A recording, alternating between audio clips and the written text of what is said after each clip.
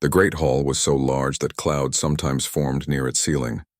1,000 different species filled the seats that circled down toward the center stage. Some had wings. Some had scales. Others were made of light or gas. They all gathered here in the Grand Galactic Assembly to make decisions that affected billions of worlds. Representative Jakari walked to the center platform. Her 4 legs clicked against the crystal floor. Her insect eyes scanned the crowd. She could feel them staring at her. Some were curious. Most were annoyed. She had requested this emergency session and none of them understood why. The speaker, an ancient being who looked like floating water, announced her motion in a voice that echoed through every translator. Representative Jakari of the Hive Worlds presents Motion 7743, a proposal for the permanent quarantine of species designation, human. Silence fell across the hall. Then someone laughed. Then another. Soon the entire assembly was filled with the sounds of amusement from 1,000 different species. The laughter sounded like music, like grinding rocks, like wind through metal all at once. "Quarantine the humans?" shouted Representative Vorn, a large reptilian from the core worlds. "They have not even left their own star system. They are primitives." More laughter. Jakari stood still and waited. She had expected this. "They are weak," called out another voice. "They live only 100 years. Their bones break easily. Their planet could kill them in 1,000 different ways. Their technology is centuries behind ours," added a crystalline being. "They still use chemical rockets. They still fight wars with metal bullets." Jakari raised one of her clawed hands. The laughter slowly died down. "I have studied them for 5 years," she said. Her voice was steady. "I have watched their transmissions. I have analyzed their history. I have seen footage that none of you have seen." "Footage of what?" Born asked, still grinning. "Of them killing each other. Every species goes through that phase. It is called evolution." "No," Jakari said. "Footage of what happens when they encounter us." The speaker floated forward. "Representative Jakari, the humans have had no official contact with any galactic species.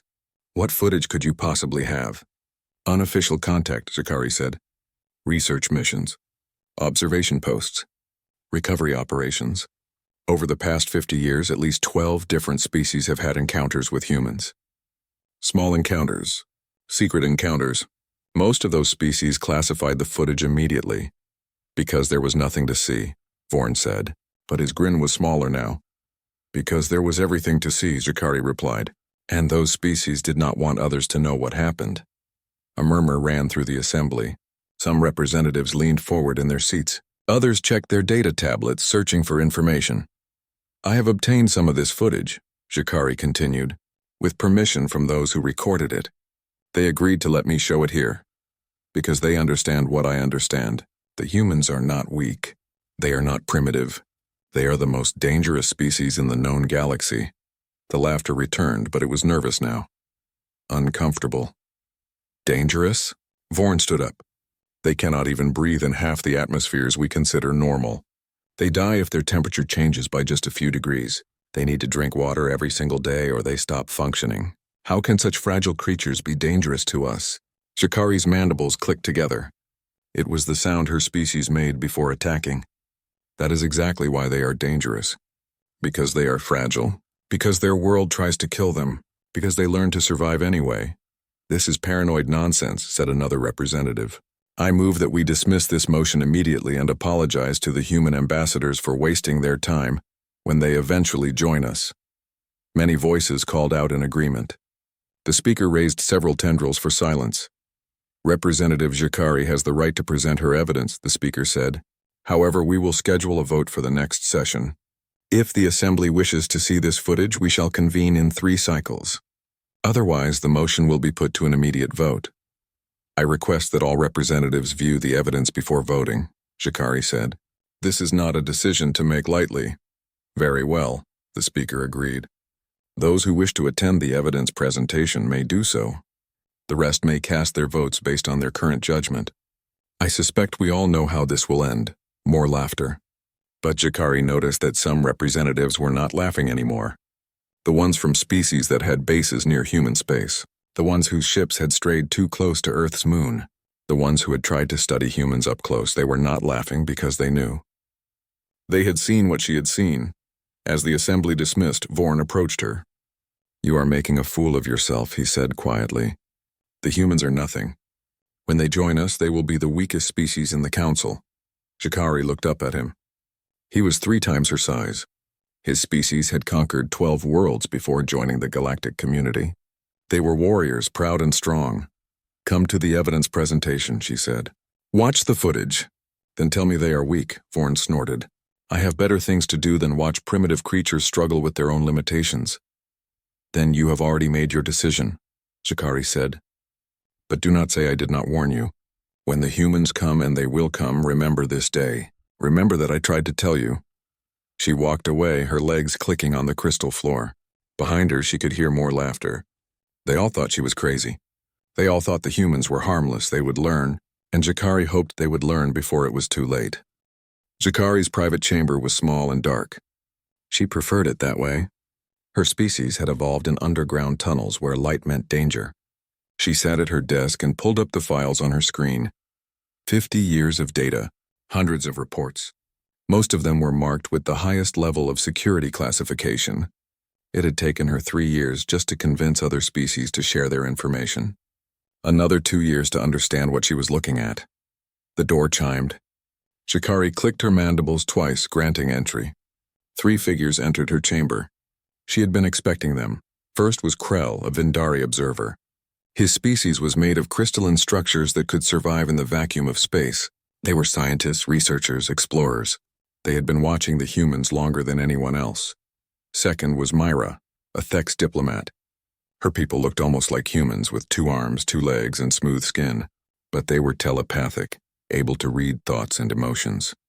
They had tried to make contact with humans 20 years ago. They never tried again. Third was Gorn, a military commander from the Kryn Dominion. His species looked like massive bears made of metal and stone. They were conquerors who had not lost a battle in 3 centuries. Until they met the humans. "Thank you for coming," Shikari said. "I know this is difficult for all of you." Krell's crystalline body shifted colors from blue to purple. It meant he was uncomfortable. "My government does not want me to share our data," he said. "They fear it will cause panic." "It should cause panic," Gorn growled. His voice sounded like rocks grinding together. "I told my superiors we should have destroyed the humans when we had the chance." "You tried," Myra said softly. "Your team never returned." Gorn said nothing. His expression was hard to read, but Shikari sensed his anger and shame. "The assembly thinks I am crazy," Shikari said. "They laughed at me today. They believe humans are weak and primitive." "They are weak," Krell said. "Physically, I mean. Their bodies are fragile. Their technology is limited. By every standard measurement, they should not be a threat." "But they are," Shikari finished, "because they do not follow our standards." She pulled up a hologram in the center of the room. It showed a 3-dimensional map of known space. A small yellow star was marked in one corner. Earth Sun. "For 50 years we have been observing them," Shikari said. "Research teams. Science vessels. Automated probes. We wanted to understand them before they developed faster-than-light travel. We wanted to be ready for first contact." "And what did we learn?" Myra asked, though she already knew the answer. "That we should have left them alone," Krell said quietly. Shikari nodded. "My species has a saying. Never corner a creature that has nothing to lose. The humans are always cornered. Their planet is a death world. The gravity is too strong. The weather is violent. The native creatures can kill them easily. The diseases mutate constantly. Even the plants are dangerous. Most species would have died out," Myra said. "Or evolved to be stronger." "The humans did evolve," Shikari said. "But not their bodies. Their minds. They learned to adapt, to plan, to work together, to never give up. These are not normal survival traits. These are weapons." She changed the hologram. Now it showed different incidents marked across a timeline. 43 years ago, a Vindari research team approached one of their early space stations, Shikari said, looking at Krell. "Tell them what happened." Krell's colors shifted to dark blue. "We wanted to observe them up close. We thought our stealth technology would keep us hidden. We were wrong." "They saw you?" Gorn asked. "No," Krell said. "They did not see us. But they knew we were there. They detected our ship through gravitational distortion, a method we did not think they had the technology to use. They sent a message on a frequency we did not think they could access. The message said, "We know you are watching. Come closer if you wish, but know that we are watching back." "What did you do?" Shikari asked. "We left," Krell admitted. Our team leader reported that the humans had somehow developed detection methods far beyond their apparent technological level. The report was classified. My government decided to limit all future observations to long range only. Shikari turned to Myra. 20 years ago, your people made diplomatic contact. What happened?" Myra closed her eyes. Even after 2 decades, the memory was painful. "We sent our best negotiator, someone who had successfully made first contact with 17 species. We thought we could read their thoughts, understand their intentions, and guide them toward peaceful integration with the galactic community. And," Gorn prompted, "the human we met was just a scientist, a woman who studied rocks and soil. She had no diplomatic training, no political authority. But when our negotiator tried to read her mind..." Myra stopped, struggling with the words. "What did your negotiator see?" Shikari asked gently. "Everything and nothing," Myra said. "The human knew we were telepathic. She had somehow guessed it within minutes of meeting us. And she had prepared. She thought about peaceful things on the surface, music, art, love. But underneath we could sense something else. A calculation, a simulation. She was running through thousands of scenarios in her mind, predicting our responses, planning her own. It was like staring into a computer that was pretending to be alive. "That is not possible," Gorn said. "No organic mind can process information that quickly. Human minds can," Myra said. "When they need to." Our negotiator lasted 3 hours before requesting emergency extraction. The encounter was classified as a potential psychological threat. We never attempted direct contact again. The room was silent for a moment. Then Shikari turned to Gorn. "Your story is the worst," she said. "And the most important. Will you tell them?" Gorn stood up. His massive form filled half the room. 30 years ago, my government authorized a research mission to Mars. The human colony there was small. Fewer than 100 individuals. We wanted specimens for study. Biological samples, brain scans, standard research procedures. "You kidnapped them," Myra said flatly. "We took 23 humans," Gorn said.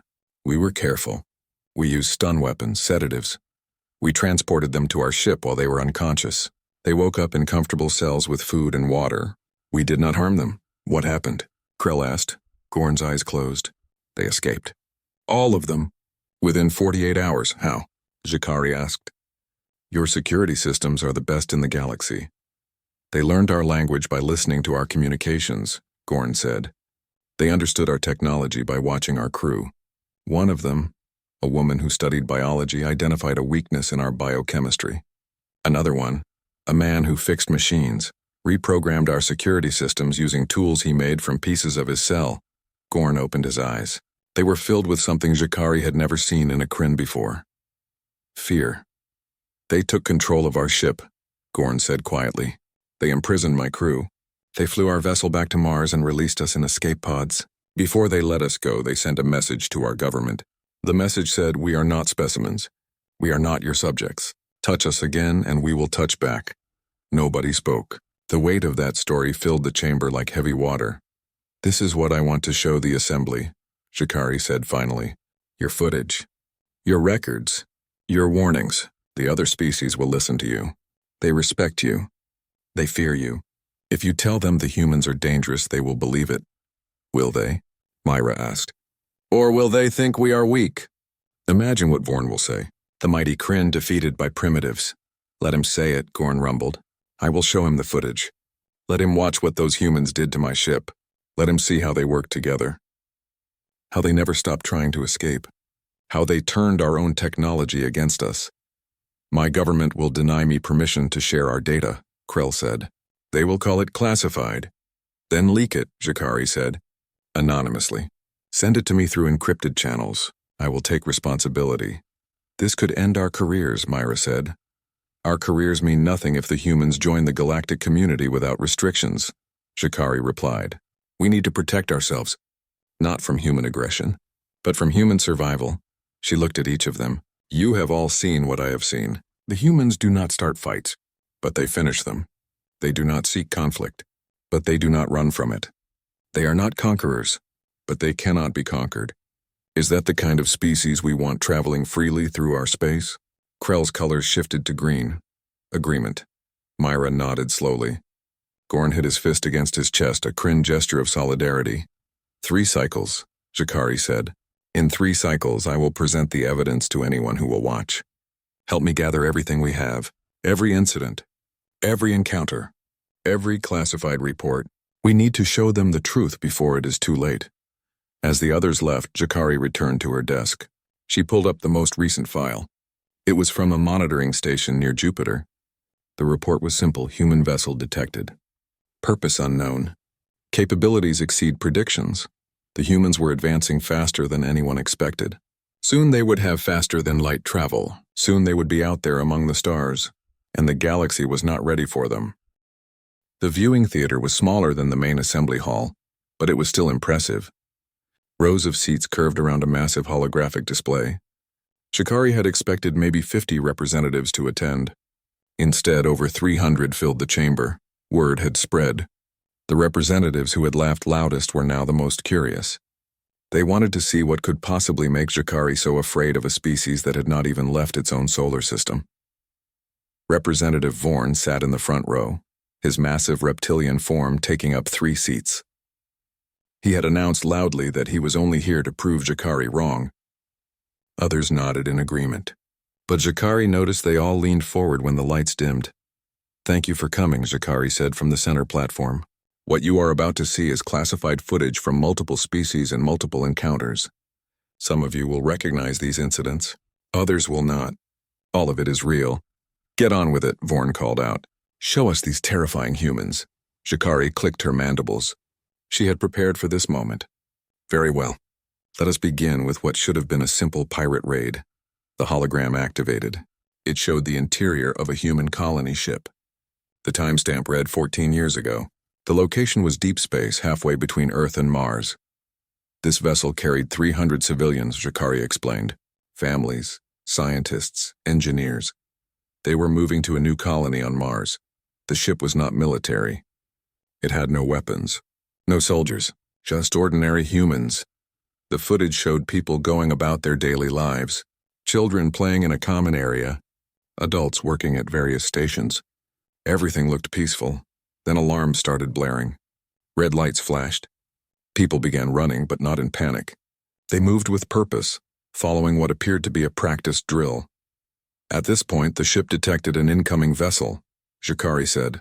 Vraxian pirates, a species known for raiding undefended ships and taking hostages for ransom.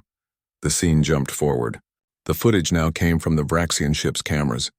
It showed 6 armored Vraxians cutting through the human ship's hull. They moved with confidence, weapons ready. This was routine for them. The Vraxians were experienced fighters, Jakari continued. They had done this hundreds of times. They expected the humans to surrender immediately or hide. What happened next surprised them. The Vraxians entered the ship through the hull breach. They found themselves in a cargo bay. It was empty and dark. One Vraxian gestured to the others and they spread out to search. That was when the first trap activated. A section of floor gave way beneath one Vraxian, dropping him into a cargo container that immediately sealed shut. The remaining 5 turned toward the noise, and that was when the lights went out completely. The footage switched to infrared. The assembled representatives watched as the Vraxians began firing randomly into the darkness. Their shots hit nothing. Then one by one, the Vraxians started going down. A human emerged from behind a stack of containers swinging a heavy metal wrench. He struck a Vraxian's helmet with precision, right at the joint where it connected to the armor. The Vraxian collapsed. Another human dropped from an overhead vent, landing on a Vraxian's back and covering the creature's breathing apparatus with some kind of sealant. The Vraxian clawed at his face, unable to breathe, and fell. A third human used a welding torch not to attack directly, but to superheat the floor beneath a Vraxian's feet. The alien jumped back instinctively, right into a wall of cargo containers that had been rigged to fall. The containers buried him. In less than 3 minutes, all 6 Vraxians were incapacitated. None of them were dead, but all were unconscious or trapped. The humans had won using only tools and their environment. The footage continued. It showed the humans extracting information from the Vraxian ship's computer. Within an hour, they had learned the location of the pirate base. They used the Vraxian ship's own communication system to send a message back to the pirates. One human appeared on screen. He was middle-aged with gray hair and tired eyes. He spoke calmly into the camera. "We have your crew. They are alive and unharmed. We have disabled your ship's self-destruct and taken control of its systems. You have two options. Option 1, leave this sector and never return. Option 2, try to rescue your crew and we will show you what a ship full of civilians can do when properly motivated. Choose wisely." The hologram froze on that image. The human's face filled the display. His expression was not angry or threatening. It was matter of fact. He was simply stating reality. "The pirates chose option 1, Zakari said. They abandoned their crew and left the sector. These 6 Vraxians were found drifting in space 3 days later. They had been placed in escape pods with enough supplies to survive, along with detailed documentation of their crimes. The humans sent them to the nearest law enforcement station." Murmurs rippled through the theater. Several representatives shifted in their seats. Vorn remained still, but his eyes never left the display. "This is one example," Zakari said. "There are many more. But they all share common patterns. The humans adapt quickly. They use their environment as a weapon. They cooperate efficiently, and they do not give up." She brought up the next footage. This incident occurred 9 years ago. A research team encountered humans working in the outer asteroid belt. The conditions there should have been impossible for human survival. The temperature was -200 degrees. There was no atmosphere. Radiation levels would kill most species within hours. The footage showed 2 humans in spacesuits working on the surface of a large asteroid. One of them was drilling into the rock. The other was setting up some kind of equipment. These 2 humans had been out there for 6 hours when their shuttle lost power. Zakari explained. Their life support had 8 hours of reserves. Their emergency beacon was not working. They were stranded. The scene jumped forward. Now it was 12 hours later. The 2 humans should have been dead, but the footage showed them still moving, still working. "What are they doing?" someone in the audience asked. "Building a rescue beacon," Zakari said, "using parts from their drilling equipment and the materials they were mining." They had no instructions, no training for this specific scenario. They simply looked at what they had and figured out what they could make. The footage showed the humans completing their makeshift device. When they activated it, a bright pulse of energy shot into space. Within 2 hours, a rescue ship arrived. The rescue team reported that the humans had extended their life support by reducing their physical activity and sharing 1 oxygen supply between them, Zakari said. They had also created a heat source using a chemical reaction with the materials they were mining. They survived for 18 hours in conditions that should have killed them in 8. More footage followed. Humans fighting fires in zero gravity. Humans performing emergency surgery using basic tools. Humans crash landing on hostile planets and surviving for days before rescue. Each clip showed the same pattern. Humans facing impossible situations. Humans refusing to accept defeat. Humans turning their weaknesses into advantages. The final clip was different. It showed a young human child, no more than 6 years old, sitting in a classroom. The teacher was explaining something about mathematics. The child raised her hand and asked a question that made the teacher pause. "Why do we learn about problems that do not have solutions?" The teacher smiled. "Because someday you might find a solution that nobody else has thought of." The hologram faded. Zakari stood in the darkness, letting the silence speak for her. Finally, Vorn stood up. His voice was quieter now. "These are survival incidents. Yes, the humans are resourceful, but that does not make them dangerous to us. It makes them survivors." "Exactly," Zakari said. "They are survivors, and survivors will do anything to survive. They will learn our technology. They will adapt to our environments. They will find our weaknesses and exploit them, not out of malice, but because that is what survival requires." She turned to face the audience. "Every species here has evolved to be strong in some way. You have armor, or weapons, or speed, or intelligence. You evolved advantages, but the humans evolved something different. They evolved the refusal to die, and that makes them the most dangerous species of all." "I have seen enough," said a voice from the upper rows. It was Krell, the Vindari representative. "Representative Zakari is correct. We should vote for quarantine." "Based on what?" Vorn demanded. "Some clever tricks? Every species can think creatively under pressure." "Then let me show you one more thing," Zakari said. "Something that happened 30 years ago. Something that proves the humans are not just survivors. They are something else entirely. She pulled up a new file. The timestamp was older. The classification level was higher. Several representatives gasped when they saw the Kryn Dominion seal. This, Shikari said, is what happens when you try to control a human. The footage began to play, and this time nobody laughed. The footage began with a view of Mars from orbit. The red planet looked barren and hostile. A small collection of domes marked the human colony on the surface. According to the timestamp, fewer than 100 humans lived there. This is classified Kryn Dominion footage, Shikari said. Commander Gorn has authorized me to show it. I warn you, what you are about to see is disturbing. The scene changed to inside a Kryn military vessel. 6 armored Kryn soldiers prepared their equipment. They were speaking in their native language, but the translators provided subtitles. Remember, we want them alive and undamaged, one soldier said. Use stun weapons only. The science team needs viable specimens. The assembled representatives watched as the Kryn team descended to Mars under cover of night. They moved with military precision, surrounding a small residential dome. Their technology allowed them to pass through the walls without leaving a trace. Inside, they found 23 sleeping humans. Men, women, and 3 children. The Kryn used their stun weapons. The humans never woke up during the kidnapping. Within 15 minutes, all 23 were loaded onto the ship and placed in individual cells. The Kryn believed they had executed a perfect operation, Shikari explained. They had not harmed the humans. They had taken precautions to avoid detection. They planned to study the humans for a few weeks, then return them with false memories implanted. It was supposed to be a routine research mission. The footage jumped forward. The timestamp showed 6 hours later. The humans were waking up in their cells. The Kryn had provided beds, food, and water. Each cell had a bathroom and a small living area. By galactic standards, these were comfortable accommodations, but the humans did not see it that way. The camera focused on one cell. A woman sat on the bed looking around. She was young, perhaps 30 years old. Her eyes were sharp and calculating. She stood up and began systematically examining every surface of her cell. She knocked on walls. She tested the strength of the bed frame. She poured water from her cup onto different parts of the floor.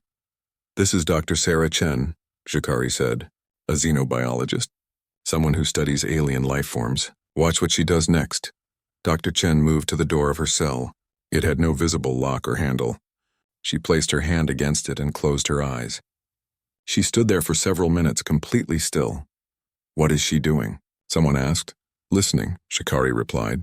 She is learning the rhythm of the ship. The vibrations. The sounds. Humans have excellent pattern recognition. She is building a mental map. Over the next several hours, the footage showed all 23 humans doing similar things. They examined their cells. They tested their limits. They never panicked. They never wasted energy on useless actions. Then 12 hours after waking, something changed. The humans began tapping on the walls of their cells. Simple patterns, tap, tap, tap, pause, tap, tap, pause. They are communicating, Shikari said, using a code they all know. The Kryn did not realize this at first. They thought the humans were just making noise out of boredom. The footage showed a Kryn guard approaching Dr. Chen's cell. He activated the speaker system. Please cease your noise, he said. You will be released soon. We mean you no harm. Dr. Chen looked directly at the camera. She smiled. Then she tapped 3 more times on the wall. She just told the other humans that the Kryn can hear them, Shikari explained, and that the Kryn are monitoring them. From this point forward, watch carefully. The humans stopped tapping, but they did not stop communicating. Instead, they began to move. Each human started performing what looked like exercise routines, jumping, stretching, running in place. But their movements were synchronized. They were sending signals with their bodies. The Kryn guards thought this was normal, Shikari said. Humans need physical activity. But look at the patterns. Each movement is precise. Each timing is exact. They are sharing information through choreography. Over the next day, the humans learned everything they needed to know. They learned when the guards changed shifts. They learned the timing of food delivery. They learned the sound of different systems activating and deactivating. Then the escape began. It started in Dr. Chen's cell. She had been collecting her food on metal trays. She had been taking them apart, piece by piece, hiding the fragments in different locations, Now she used those pieces to create a simple tool, something that could fit into the small gap beneath her door. The door's locking mechanism was electronic, but it had a physical backup. Dr. Chen found it. She spent 3 hours working on that lock, using only her makeshift tool and her understanding of mechanical systems. When the door finally opened, she did not run. She waited. In another cell, a man named Marcus Webb was working on a different problem. He was an engineer who maintained life support systems. He had been studying the air circulation in his cell. He realized it was connected to the main ship's atmosphere system. He began experimenting with the chemical composition of his breath, hyperventilating and holding his breath in patterns. "What is he doing?" Vorn asked. He no longer sounded skeptical. He sounded concerned. "He is creating irregular readings in the life support monitoring system," Shikari explained. The Kryn sensors detected an anomaly. They sent a guard to check on him. When the guard opened Marcus's cell, Marcus was lying on the floor, apparently unconscious. The guard entered to check his vital signs. That was a mistake. Marcus moved faster than the guard expected. He grabbed the guard's breathing apparatus and twisted it, not to break it, but to flood it with too much oxygen. The guard became disoriented. Within seconds, Marcus had taken the guard's access card and stun weapon. The footage showed what happened next from multiple cameras. Marcus opened the cells nearest to him. Those humans freed others. Within 15 minutes, all 23 prisoners were loose in the ship, but they did not run randomly. They moved as a unit. Some went to engineering. Others went to the bridge. 3 humans, including Dr. Chen, went to the science lab where the Kryn had been preparing to study them. The Kryn crew had 40 members. Shikari said, "They were trained soldiers. They had weapons and armor. The humans had nothing except what they had taken from one guard." Logic said the Kryn should have recaptured them easily. The footage showed otherwise. The humans used the ship's own systems against the crew. They sealed doors, trapping Kryn soldiers in different sections. They adjusted the artificial gravity in certain areas, making it impossible for the Kryn to move effectively. They even modified the ship's internal communication system to broadcast false orders. Dr. Chen appeared on one camera. She was in the science lab working on a Kryn computer terminal. Her fingers moved across the controls with confidence. "How does she know how to use our systems?" a Kryn representative asked from the audience. "She learned by watching," Shikari said. In her cell, she had a food dispenser with a simple interface. She studied it. She understood the logical patterns. She applied that knowledge to more complex systems. This is what humans do. They extrapolate. They see one example and understand the principle behind it. Within 2 hours, the humans had taken complete control of the ship. They had imprisoned the entire Kryn crew without killing anyone. The footage showed the human prisoners gathering on the bridge. They looked tired but determined. Marcus Webb sat in the captain's chair. He activated the ship's communication system and sent a message to the Kryn Dominion military headquarters. "This is Marcus Webb, representing the 23 human citizens you kidnapped from Mars. We have taken control of your vessel. Your crew is alive and will remain so if you follow our instructions exactly." The reply came quickly. A Kryn admiral appeared on screen. "You are in violation of Dominion military protocol. Surrender immediately or face termination." Marcus smiled. It was not a happy smile. "Let me explain your situation, Admiral. Your crew told us this ship is equipped with a self-destruct mechanism. They thought that would scare us. But Dr. Chen found the controls. She also found your ship's navigation logs. We know where your other research vessels are. We know where your military bases are, and we have copied all of your data regarding your illegal observation of Earth." The Admiral's expression changed. "What do you want?" "We want to go home," Marcus said. "And we want a promise. No more kidnappings. No more secret observations. No more treating us like laboratory animals. If you agree, we will return your ship and your crew unharmed. If you refuse, we will use your ship to visit every one of your research stations, and we will tell the galaxy what you have been doing."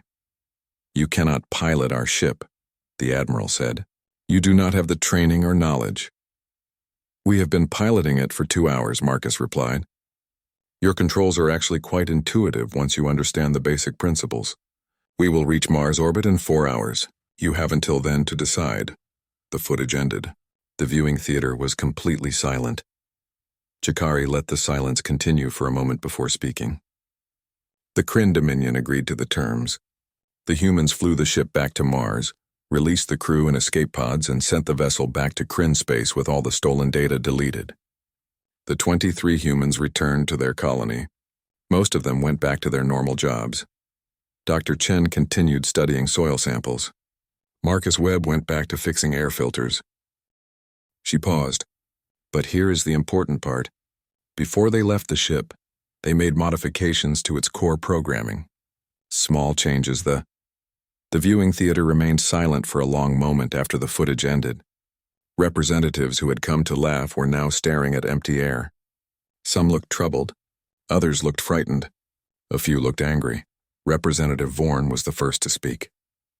This proves nothing except that the Kryn underestimated their prisoners. Any intelligent species could have done the same thing. Could they? Shikari asked. In 48 hours? Without tools? Without training? Without any knowledge of the ship's systems? It was luck, Vorn insisted. A fortunate combination of circumstances. Then let me show you something else, Shikari said. Something that proves it was not luck. Something that shows what humans are truly capable of when they plan ahead. She activated a new hologram.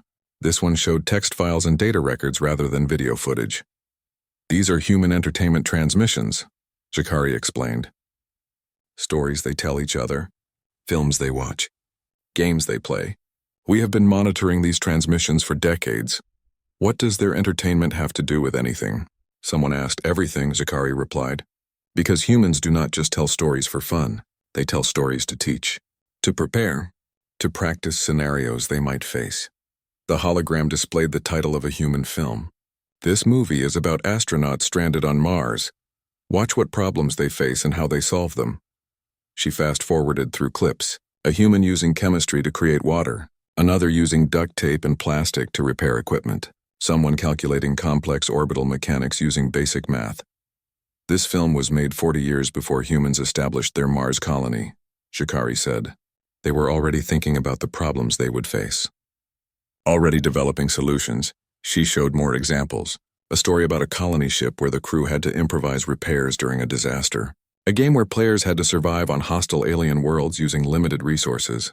A television series about humans making first contact with alien species and navigating complex political situations. Do you see the pattern? Shikari asked.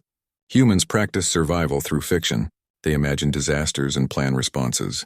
They explore diplomatic scenarios before they encounter them.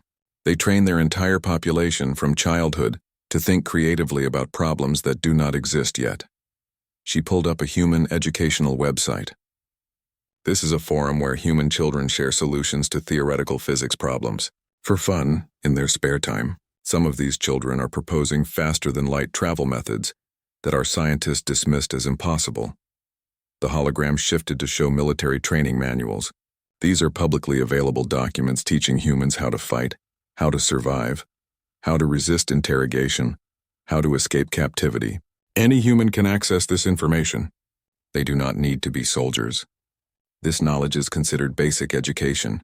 Myra, the Thex diplomat, stood up. If I may add something, Representative Shikari, during our attempted contact with humans, we noticed something unusual. The human we met, Dr. Sarah Chen, had knowledge she should not have possessed. The same Dr. Chen from the Kryn footage? Someone asked. Yes, Myra confirmed. That was 20 years ago, 10 years before the Kryn incident. We did not understand then what we were seeing. But now I realize she was already prepared. She had read human fiction about telepathic aliens. She had practiced compartmentalizing her thoughts. When we tried to read her mind, she was ready for us. You were saying she predicted your abilities based on stories? Vorn asked. Yes, Myra said. And the frightening thing is her predictions were accurate. She had never met a telepath. She had never been told we existed. But her species had imagined us, written about us, and developed countermeasures. Just in case, Shikari nodded. This is the true danger. Humans do not just react to threats. They anticipate them. They prepare for scenarios that might never happen.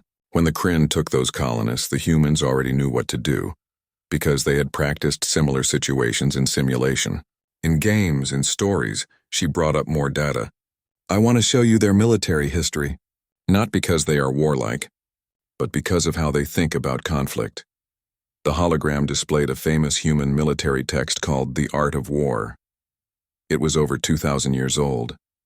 This book teaches strategy and deception. Jakari said. It was written before humans had electricity, before they had flight, before they had modern weapons. But the principles still apply. Humans have been studying warfare for thousands of years. They have documented everything they learned. They teach it in schools. She showed more examples. Books about psychological warfare, studies on how to break enemy morale, analyses of every major battle in human history, with detailed explanations of what worked and what failed. Most species fight when necessary, Jakari said. Humans study fighting as an academic subject. They write doctoral papers about the psychology of combat. They create computer simulations to test new tactics. They turn warfare into a science. But they rarely actually fight, Krell observed. Their history shows long periods of peace. Yes, Jakari agreed. Because they learned something important. They learned that the threat of fighting is often more effective than actual fighting. They have a saying, walk softly and carry a big stick. It means appear peaceful but remain dangerous. She pulled up recent footage from human space. Look at their current military vessels. They appear unarmed. They travel on scientific missions. They explore asteroids and study planets. But our analysis shows each ship carries equipment that could be weaponized within hours. Medical lasers that could be used as cutting tools. Mining charges that could be used as explosives. Construction drones that could be used for surveillance. That is paranoid thinking, someone said. They are just being efficient with their resources. Or they are being strategic, Jakari countered. They send out ships that look harmless. Ships that do not threaten anyone. But if those ships were ever attacked, they could defend themselves. And more importantly, they could gather intelligence while appearing innocent. She showed more footage. A human vessel approaching a Galactic Council observation post. The humans sent a friendly greeting. They asked permission to dock. They shared scientific data. They seemed open and cooperative. This happened 3 years ago, Jakari said. The council post allowed them to dock. The humans spent 2 days there. They were polite, curious. They asked many questions about galactic civilization. They took recordings and notes. Then they left peacefully. So, Vorn asked, what is suspicious about that? Our analysis of their communications shows they learned everything about our technology during those 2 days, Jakari said. They scanned our ships. They studied our language patterns. They mapped our defense systems. They did it all openly, asking questions that seemed innocent but were actually very specific. She played an audio recording, a human voice asking a question. I am curious about your faster-than-light engines. How do you prevent the gravitational distortion from affecting nearby objects? That question seems harmless, Jakari explained. But it tells them exactly how our engines work. The answer reveals technical specifications. The human was not making conversation. He was conducting research. And we told him everything because we thought he was just curious. More examples followed. Humans asking about life support systems, about communication protocols, about navigation methods. Each question seemed innocent but revealed crucial information. They have been doing this for years, Jakari said. Every human who visits a council station asks questions. They share their own data freely, which makes us want to share ours. They appear weak and curious, which makes us lower our guard. But they are learning. Constantly learning, she pulled up a projection. Based on our observations, humans will have functional faster-than-light travel within 5 years. Maybe less. They will reverse engineer our technology from the information they have gathered. And they will improve it because that is what they do. They take existing ideas and make them better. Then we should help them, someone suggested. Share our knowledge. Welcome them as partners. And if we do? Jakari asked. What happens when they have all our technology? When they can travel anywhere we can travel? When they can build anything we can build? They outnumber most species. They reproduce faster than us. They adapt quicker than us. They learn from everything, including their mistakes. She clicked her mandibles. There is one more thing I must show you. The most disturbing thing of all. The hologram displayed a human communication channel. It appeared to be a discussion forum where humans debated hypothetical scenarios. This is from a public website where humans discuss what would happen if they met alien civilizations, Jakari said. Listen to what they say. She played several audio clips. Different human voices, all translated. If aliens exist and they are friendly, we should learn everything we can from them. If aliens exist and they are hostile, we should prepare defenses. If aliens exist and they are more advanced, we should be cautious about revealing our position. If aliens exist and they are watching us, they probably think we are not ready for contact. That last one, Jakari said, that is the one that troubles me most. Because it...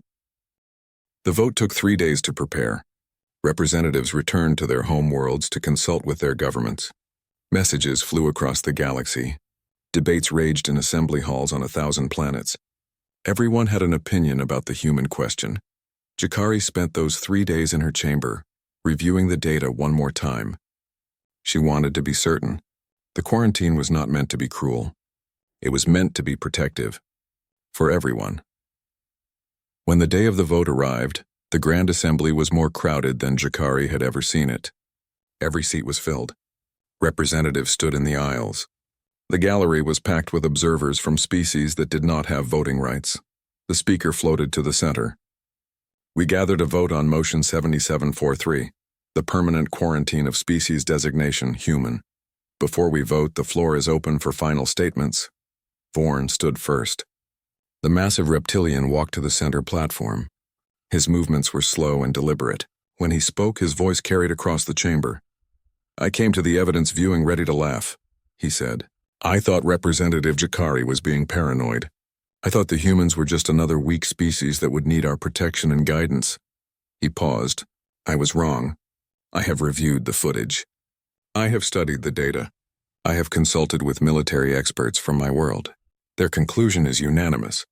The humans are not weak. They are strategically patient. They are not primitive. They are focused on survival above advancement. They are not helpless. They are waiting for the right moment. Murmurs spread through the assembly. Vorn supporting the quarantine was unexpected. I vote yes, Vorn said, not out of fear, but out of respect. The humans have earned the right to develop on their own terms without our interference. When they are ready, truly ready, they will come to us. But that choice should be theirs, not ours. He returned to his seat. Other representatives followed, each giving their reasoning.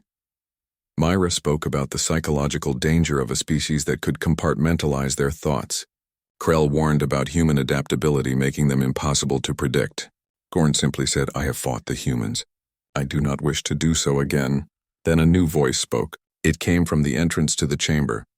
Everyone turned. A figure stood in the doorway. It was humanoid in shape, but clearly not one of the familiar species. It wore a simple dark suit. Its skin was pale. Its hair was gray. It walked on 2 legs without any visible weapons or armor. It was a human. The assembly erupted in confusion. Voices called out in a dozen languages. Security guards moved toward the figure, but the speaker raised its tendrils for calm. Who are you? The speaker asked. My name is Ambassador David Torres, the human said. His voice was steady and calm. I represent Earth and its colonies. I request permission to address this assembly before you vote on our fate. How did you get here? Jakari demanded. Humans do not have faster-than-light travel. You could not have known about this vote. Ambassador Torres smiled. It was a sad smile. We have had faster-than-light travel for 3 years. We chose not to announce it. We wanted to observe first, to learn, to understand galactic civilization before revealing ourselves. The chamber fell completely silent. You have been watching us? The speaker asked. Yes, Torres said, just as you have been watching us for 50 years. We detected your observation post decades ago. We monitored your communications. We learned your languages. We studied your cultures. We have been preparing for this moment for a very long time. He walked down the aisle toward the center platform. Security guards moved to intercept him, but he raised his hands peacefully. I am unarmed. I am alone. I come only to speak. The speaker considered this, then gestured for the guards to stand down. Torres reached the center and turned to face the assembly. I have been listening to your debate, he said. I have watched Representative Jakari's footage. I have heard your fears, and I want to tell you that you are right to be afraid. Shocked whispers spread through the chamber. We are dangerous, Torres continued. Not because we want to be, but because we have to be. Our world has tried to kill us since we first stood upright. The weather, the animals, the diseases, even the plants. Everything on Earth is hostile to human life. We survive by becoming more hostile in return. He pulled up a hologram from his wrist device. It showed Earth from space. The blue planet looked beautiful and peaceful. This is our home, Torres said. It is a death world by your standards. The gravity would crush some of you. The bacteria would kill others. The oxygen levels would poison species adapted to different atmospheres, but we call it home because we know nothing else. The hologram changed to show human history, cities rising and falling, wars fought and won, disasters survived and overcome. We have been fighting for survival for 200,000 years, Torres said. We have nearly destroyed ourselves a dozen times. Nuclear weapons, climate change, pandemics, asteroids. Each time we came close to extinction, we adapted. We learned. We changed, he turned to Zakari. You showed them the Mars incident. The colonists who escaped from the Kryn ship. I was one of those colonists, representative. I was the engineer, Marcus Webb. I changed my name after we returned to Earth because I did not want to be famous. I just wanted to go back to my life. Zakari's mandibles clicked in surprise. You are him? Yes, Torres said. And I want to tell you something that was not in the footage. When we took control of that ship, we had a choice. We could have kept it. We could have used it to give Earth an advantage. We could have taken the technology and reverse-engineered everything. He paused, but we did not. We returned the ship because that was the right thing to do. We only kept the knowledge that we earned through our own understanding, because we did not want to steal. We wanted to learn. Torres looked around the chamber. That is what you need to understand about humanity. We will take what we need to survive. We will fight when cornered. We will never stop trying to escape when trapped. But we do not seek to dominate. We seek to endure. Then why should we not quarantine you? Someone called out. If you are so dangerous? Because quarantine will not work, Torres said simply. We already have faster-than-light travel. We already have colonies beyond Mars. We already have ships exploring nearby star systems. You cannot contain us anymore. That opportunity ended years ago. He pulled up another hologram. It showed human vessels, dozens of them, positioned at the edge of Council space. These ships have been waiting just outside your borders for 2 years, Torres said. Waiting for you to discover us. Waiting for you to invite us. Waiting for the right moment to make contact. We could have come in secret. We could have infiltrated your society. We could have gathered intelligence and built advantages. But you did not, the speaker observed. No, Torres agreed, because we want to meet you as equals. Not as invaders. Not as thieves. But as neighbors. As partners. As friends, if you will allow it, he closed the hologram. I know you fear what we might become. I know you see our history of violence and adaptation, and you worry about what we will do with galactic technology. Those fears are reasonable. Torres's expression became serious. But let me tell you what will happen if you quarantine us. We will respect your borders because that is the law.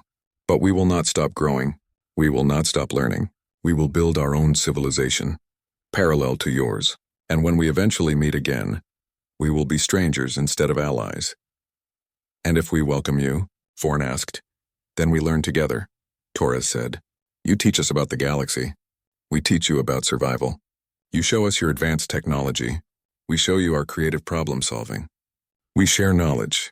We share resources. We become stronger together. Or you become the dominant species, Zakari said quietly. That is what I fear most. Not that you will conquer us, but that you will surpass us. Torres looked at her directly. Yes, we probably will. Not in military strength. Not in technological superiority. But in adaptability. In persistence. In our refusal to accept limits. That is who we are, he spread his hands. But is that truly a bad thing? Every species here has something they excel at. The Vindari have perfect memory. The Theks have telepathy. The Kryn have incredible strength. And humans have adaptability. It is our gift and our curse. We could learn from each other, Torres continued. Or you could isolate us and miss the opportunity. The choice is yours. But understand that either way, humanity will endure. We always have. We always will. The speaker floated forward. Ambassador Torres, if we vote to welcome humanity, what assurances can you provide that your species will not destabilize galactic civilization? None, Torres said honestly. I cannot promise we will not change things. Change is what we do. But I can promise we will follow your laws. We will respect your cultures. We will participate in good faith. And if we fail, if we prove to be too disruptive, you can revisit the quarantine question then. That is not much of an assurance, someone said. It is the only honest assurance I can give, Torres replied. Anything else would be a lie. And we do not want to start this relationship with lies. The speaker considered this. The vote will proceed. Ambassador Torres, you may observe from the gallery. Torres nodded and walked to the observer section. As he passed Jakari, he paused. Thank you, he said quietly. For what? Jakari asked.